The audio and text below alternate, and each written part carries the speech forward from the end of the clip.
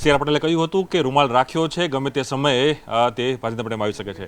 આજે મુલાકાત પણ કરી અમરીશભાઈ, અને એ રૂમાલ હતો એ જગ્યા ઉપર પણ અમરીશ ડેર હવે આવી ગયા છે અને હવે તેઓ ભારતીય જનતા પાર્ટીનો સત્તાવાર રીતે કેસો ધારણ કરવા જઈ રહ્યા છે. એવું શું તકલીફ પડે છે કે કોંગ્રેસ પાર્ટી છોડવી પડે છે અમરીશ ડેરને? કારણ કે ધારાસભ્ય પણ બનાવે છે, કાર્યકારી પ્રમુખ પણ બનાવે છે.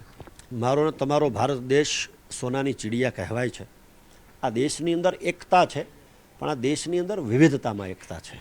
બધા જ રાજ્યો, બધા જ સમાજો, બધા જ સંપ્રદાયો કે બધા જ સ્થળો કે બધા જ વિસ્તારોની ભૌગોલિક પરિસ્થિતિ અલગ અલગ છે. ત્યારે હું એવું માનું છું કે બધા જને સાથે લઈને ચાલવા માટે જો જ્યારે કોઈ નિર્ણય કરવાનો હોય તો એ નિર્ણય કરવો જોઈએ.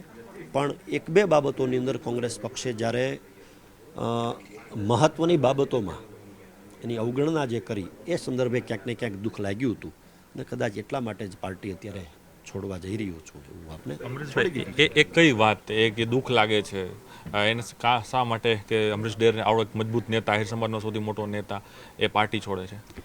મેં આપને અગાઉ કહ્યું એમ કે આ દેશની અંદર ભગવાન રામ પ્રત્યે સૌની શ્રદ્ધા છે, સર્વે ધર્મની શ્રદ્ધા છે એવું કહીએ તો પણ અતિશયોક્તિ નહીં થાય.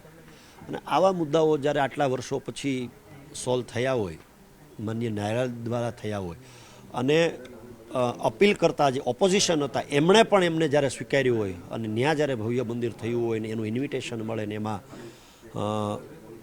સવિનય એમ કહેવામાં આવે કે અમે નહીં જઈએ, ત્યારે ચોક્કસ પ્રમાણે દુઃખ થાય. આવા બધા મુદ્દાઓ લઈ અને હું પાર્ટી છોડી રહ્યો છું. પાર્ટીના શક્તિસિંહ ગોહિલ જે પ્રદેશ પ્રમુખ કહી રહ્યા છે કે અમે તેમને અમરીશ ડેરને સસ્પેન્ડ કર્યા છે કે તેઓ પાર્ટી વિરુદ્ધ કામગીરી કરી છે.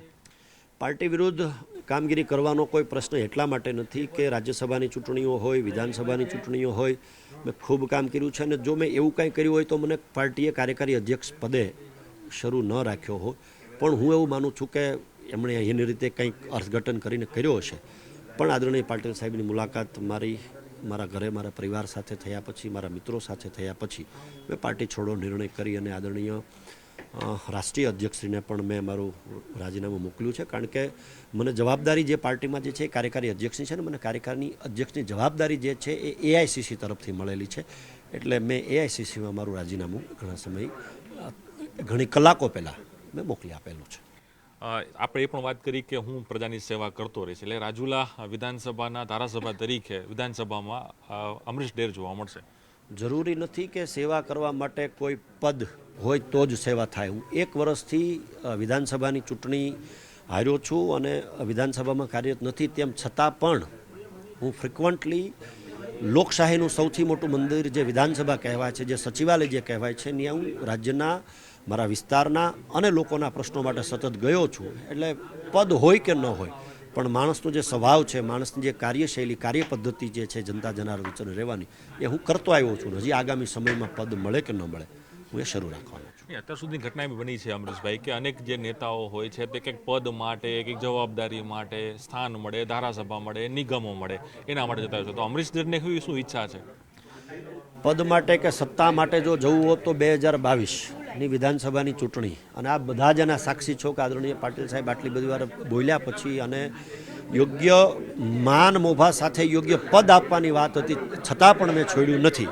તો હું એવું માનું છું કે કોઈ પદની લાલસા માટે જાઉં એ મારા સ્વભાવથી વિરુદ્ધ છે. ભારતીય જનતા પાર્ટીમાં ક્યારે ખેસરીઓ અને કઈ રીતનો કાર્યક્રમ? આવતીકાલે વિધિવત રીતે હું એકલો ભારતીય જનતા પાર્ટીમાં જોડાવાનો છું. અને એટલા માટે કે મોટા ભાગના કાર્યકર્તાઓ જોડાવા ઈચ્છી રહ્યા છે. અમુક કાર્યકર્તાઓ રહી ન જાય એટલા માટે અત્યારે એક પણ કાર્યકર્તાને મારી સાથે અહીંયા જોડવા માટેની મેં વાત કરી નથી. બધું જ તૈયાર છે. આગામી સમયમાં જે રીતે ભારતીય જનતા પાર્ટીનું મોવડી મંડળ સમય આપશે તો રાજુલા વિધાનસભા સીટ ઉપર બધા જ સમર્થકો, બધા જ મિત્રો અને બધા જ કાર્યકર્તાઓ જે જોડાવા ઈચ્છે છે એની સાથે અમે જોડાશું. આ હતા અમરીશ ડેર કે જેઓ ટૂંક સમયમાં જ ભારતીય જનતા પાર્ટીનો કેસરીઓ છે તે ધારણ કરવા જઈ રહ્યા છે. કેમેરામેન પંકજ મકવાણા સાથે પ્રણવ પટેલ, ન્યૂઝ 18 અમદાવાદ.